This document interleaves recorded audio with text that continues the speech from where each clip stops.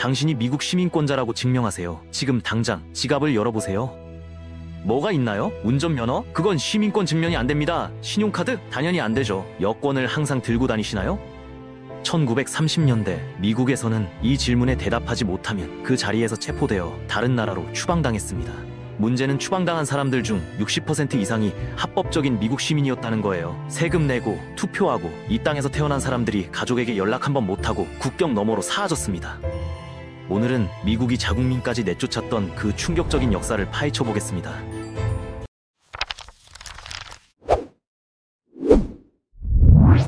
1933년 어느 날 한 광부가 평소처럼 출근했다가 영영 집에 돌아오지 못했는데 그의 3살배기 아들은 평생 아버지 얼굴을 기억하지 못한 채 살았습니다. 이 아이가 나중에 미국 하원의원 에스반 토레스가 되는데 그의 아버지는 작업장에서 체포되어 재판도 없이 변호사도 없이 전화 한 통 없이 그냥 추방당한 거예요. 아내는 남편이 죽은 건지 감옥에 간 건지 도망간 건지조차 몰랐고 수년이 지나서야 진실을 알게 됐습니다. 이런 일이 개인의 불행이 아니라 수십만 건이나 벌어졌다는 게 문제죠.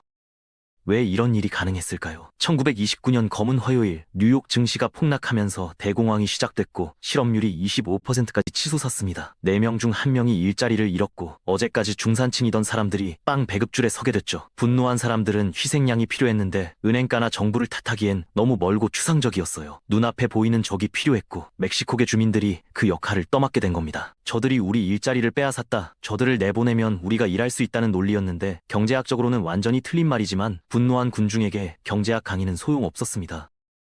핵심적인 문제는 당시 미국의 시민권을 증명할 공식 신분증이 없었다는 거예요. 지금도 미국에는 한국의 주민등록증 같은 시민권 증명 카드가 없는데 1930년대에는 출생증명서조차 없는 사람이 수두룩했거든요. 시골에서 태어나고 집에서 산파 도우미로 태어나고 병원이 아니라 부엌에서 태어난 사람들은 자신이 이 땅에서 태어났다는 걸 증명할 종이 한 장이 없었습니다. 1905년 텍사스 시골에서 태어나 25년간 미국에서 살고 세금 내고 투표한 사람이 어느 날 갑자기 거리에서 경찰에게 신분증을 요구받으면 보여줄 게 아무것도 없었던 거죠.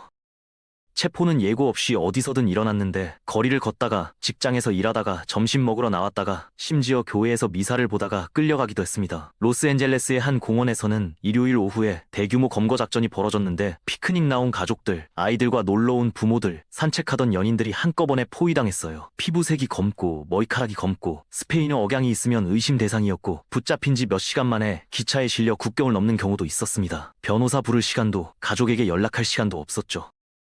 추정에 따르면 이 시기에 떠난 사람들 중 최대 60%가 미국 시민권자였는데 총 추방 인원이 최대 200만 명으로 추정되니까 그중 60%면 120만 명의 미국 시민이 자기 나라에서 쫓겨난 셈입니다. 여기에는 자발적 귀환이라는 것도 포함되는데 이게 뭐냐면 당장 수갑 차고 끌려가든지 네 발로 걸어나가든지 선택하란 거였어요. 자발적이라는 단어가 얼마나 잔인한 농담인지 아시겠죠? 총을 들이대고 선택하라고 하면서 그걸 자발적이라고 부른 겁니다.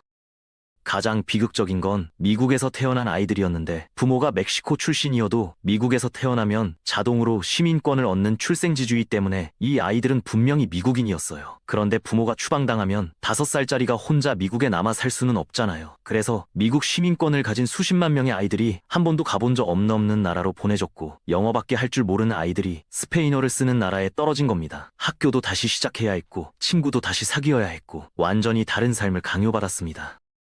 1950년대에는 더 조직적인 작전이 시작됐는데 1930년대가 공황 속 즉흥적 반응이었다면 이번에는 정부가 체계적으로 계획을 세웠습니다. 당시 프로그램의 공식 명칭은 인간을 비하하는 표현이라 언급하기 어려운데 그 이름 자체가 정책의 본질을 보여주죠. 특징적인 건 민관 협력이었는데 항공사와 선박회사들이 추방 운송 계약을 따내기 위해 입찰 경쟁을 벌였습니다. 사람을 실어 나르는 게 사업이 된 거예요. 한 사람당 얼마에 멕시코까지 운송해드리겠습니다. 이렇게 제안서를 낸 겁니다.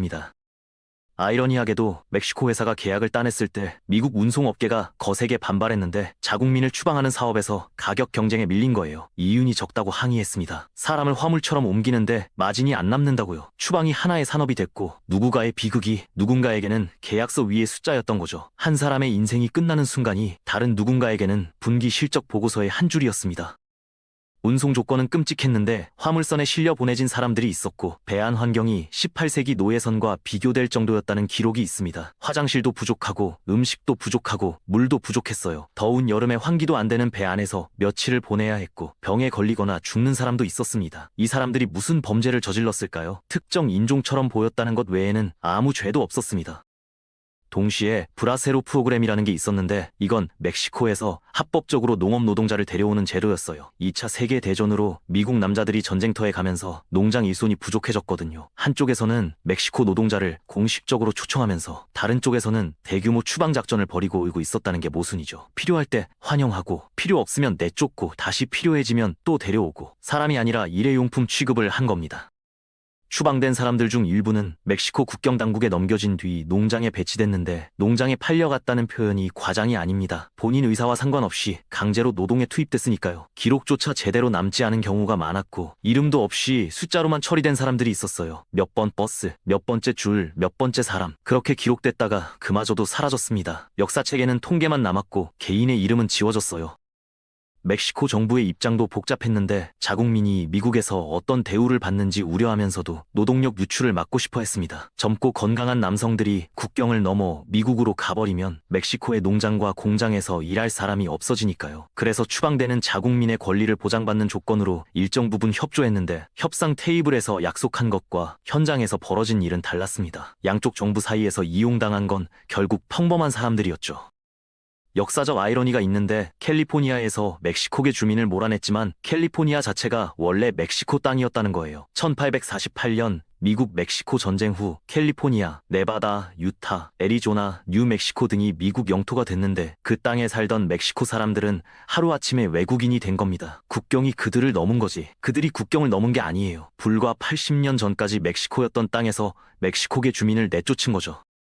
로스앤젤레스, 샌프란시스코, 샌디에이고, 산호세. 이 도시 이름들이 전부 스페인어라는 거 아세요? 로스앤젤레스는 천사들, 샌프란시스코는 성 프란치스코예요. 그 땅의 원래 이름을 그대로 쓰면서 원래 주인들을 쫓아낸 겁니다. 조상의 땅에서 쫓겨난 거예요. 여러분, 집이 갑자기 다른 나라가 됐다고 상상해보세요. 그리고 몇십 년 뒤에 원래 살던 사람이라고 쫓겨난다고요. 역사의 아이러니라고 하기엔 너무 잔인하죠. 추방 정책이 오래 지속되지 못한 이유 중 하나는 가시성 때문이었는데 대도시에서 추방 작전을 벌일 때 공원 같은 공공장소에 수용소를 설치했거든요. 아이들이 뛰어놀던 곳에서 사람들이 끌려가는 걸 주민들이 목격했고 울부짖는 어머니들과 가족이 찢어지는 장면이 공개적으로 펼쳐졌습니다. 신문에 나오는 숫자와 직접 보는 고통은 다르니까 여론이 나빠질 수밖에 없었죠. 눈앞에서 벌어지는 일은 외면하기 어렵거든요.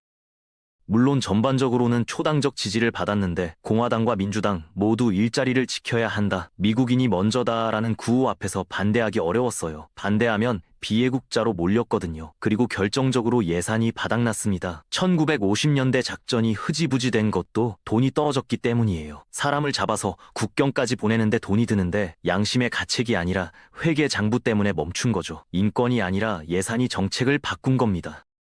아일랜드 이민자들에 대한 질문도 나올 수 있는데 왜 그들은 대규모 추방을 당하지 않았을까요? 우선 피부색이 달랐어요. 아일랜드 사람들은 백인이었고 2세대, 3세대가 되면 다른 유럽계와 구별하기 어려워졌거든요. 그리고 투표권이 있었습니다. 뉴욕이나 보스턴 같은 대도시에서 정치적 영향력을 키웠고 그들을 건드리면 표를 잃으니까 정치인들이 조심했어요. 다만 공식적인 추방은 아니지만 일상적인 차별은 심했습니다. 1920년대 KKK는 반가톨릭 정서가 핵심이었는데 당시 회원이 400만 명을 넘었고 많은 사람들이 흑인보다 가톨릭을 더 위협적으로 느꼈습니다. 아일랜드계, 이탈리아계, 폴란드계 이민자들이 모두 가톨릭이었고 교황이 미국을 정복하려 한다는 음모론이 퍼졌어요. 수녀원에서 아이들을 살해한다는 황당한 소문까지 돌았는데 낯선 존재에 대한 두려움과 일자리를 뺏길지 모른다는 불안이 음모론에 날개를 달아준 겁니다. 소수자 집단이 아이들에게 해를 끼친다는 공포는 미국 역사에서 계속 반복되는 패턴인데 1920년대에는 가톨릭 수녀들, 유대인들에 대한 피의의식 음모론, 1980년대에는 사탄주의자들이 어린이집에서 아이들을 학대한다는 패닉까지 있었습니다. 실제로 무고한 사람들이 감옥에 갔다가 나중에 다 거짓으로 밝혀졌어요. 얼굴만 바뀔 뿐 공식은 똑같습니다. 우리 아이들을 지켜야 한다는 공포심을 자극하고 그 공포를 특정 집단에 대한 징후로 연결하는 거죠. 전례 없다는 표현을 요즘 많이 쓰는데 사실 많은 것들이 전례가 있습니다. 1960년대 말 CBS에서 스머더스 브라더스 코미디 아워라는 프로그램이 베트남 전쟁을 비판했는데 닉슨 행정부가 들어서고 5개월 만에 취소됐어요. 공식적인 이유는 시청률이었지만 배우에서 압력이 있었다는 게 정설이고 나중에 민사소송에서 스머더스 형제가 이겼습니다. 정권을 비판하는 프로그램이 사라진 거예요. 메카시즘 시대에는 공산주의자라는 의심만으로 커리어가 끝장났고 1970년 켄트 주립대에서는 주 방위군이 베트남전 반대 시위대를 향해 13초 동안 67발을 발사해 4명의 학생이 죽었습니다. 그중 2명은 시위에 참가하지도 않고 수업 가다가 지나가던 학생이었어요. 불과 55년 전 일입니다. 역사는 반복될 수 있고 그걸 부정하면 안 됩니다. 경고 신호를 알아봐야 해요. 누군가를 희생양으로 삼기 시작할 때, 이번만 예외라고 할 때, 절차를 무시해도 된다고 말할 때요. 미국 학교에서 이 역사를 배웠다는 사람도 있고 전혀 배우지 못했다는 사람도 있는데 교육 과정이 주마다 다르고 시대마다 달라지기도 하죠. 텍사스에서 배우는 역사와 캘리포니아에서 배우는 역사가 다르고 어떤 주에서는 강조하고 어떤 주에서는 언급조차 안 합니다. 시험에 안 나오면 공부 안 하잖아요. 시험 밖의 역사는 그냥 지나가 버리는 거예요. 결국 기억해야 할 건 숫자 뒤에 있는 사람들입니다. 광산에 출근했다가 돌아오지 못한 아버지가 그날 아침 뭘 먹었을까요? 아내가 싸준 도시락에 뭐가 들어있었을까요? 그게 마지막인 줄도 모르고 평범한 아침을 보냈겠죠. 저녁을 준비하며 남편을 기다린 아내는 1시간, 2시간, 밤이 깊도록 기다렸을 거예요. 어디서부터 찾아야 할지도 몰랐을 겁니다. 저녁 식탁에서 아빠를 기다리던 3살 배기는 매일 아빠 언제 와? 물었을 거예요. 내일 온대, 곧 온대. 어머니는 뭐라고 대답했을까요? 그 아이는 평생 아버지의 얼굴을 기억하지 못했을 겁니다. 3살의 기억이 얼마나 남겠어요. 사진 한 장, 어머니가 들려준 이야기 몇 조각이 전부였겠죠. 아버지의 목소리, 손길, 냄새 다 잊었을 거예요. 이름만 남고 사람은 사라진 겁니다. 100만 명이 추방됐다고 하면 숫자로만 느껴지는데 그 100만 명 각각에게 이름이 있었고 가족이 있었고 이야기가 있었습니다. 한 명의 고통을 100만 번 곱한 게 100만 명의 추방이에요. 어떤 사람은 집을 사려고 돈을 모으고 있었고 어떤 사람은 아이 학교 입학을 기다리고 있었고 어떤 사람은 주말에 낚시 가기로 약속을 해뒀을 수도 있어요. 그 모든 평범한 내일들이 하루아침에 사라진 겁니다. 2005년에 캘리포니아 주의회는 1930년대 추방에 대해 공식 사과를 했는데 70년이 지나서야 미안하다고 한 거예요. 피해자 대부분이 이미 세상을 떠난 뒤였지만 그래도 잘못을 인정한 건 의미가 있습니다. 인정하고 사과하고 기록하고 가르치고 그래야 반복을 막을 수 있거든요. 불편한 역사는 기억하기 싫지만 인정하지 않으면 치유도 없고 변화도 없습니다. 상처를 덮어두면 꼴 마요. 이 영상을 보시는 분들 중에 이 역사를 처음 알게 된 분들이 많을 텐데 저도 처음 알았을 때 충격받았거든요. 미국이 자국민을 추방했다고? 그것도 수십만 명을? 믿기 어려웠습니다. 하지만 기록이 남아있고 생존자 증언이 있고 정부 문서가 있어요. 역사는 우리 생각보다 훨씬 복잡하고 훨씬 어둡고 훨씬 인간적입니다. 인간이 인간에게 할 수 있는 일의 범위가 상상보다 넓어요. 좋은 쪽으로도 나쁜 쪽으로도요.